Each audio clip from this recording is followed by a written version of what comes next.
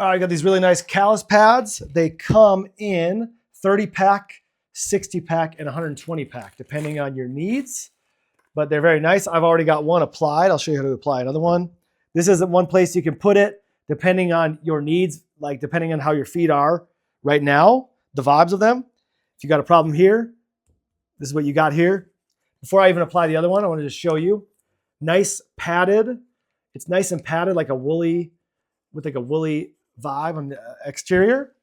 And the size is 1.9 inches this way. At the bottom, it's 1.7 inches.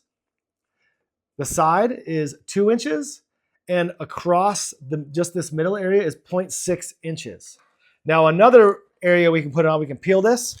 And if you want, you can put this directly in your shoe, where you can apply it directly to your shoe. Like say you wanted to put it right there.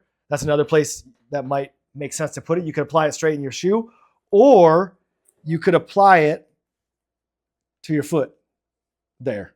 And it could be higher. Maybe you want to go a little bit higher than I just went, but pretty sweet.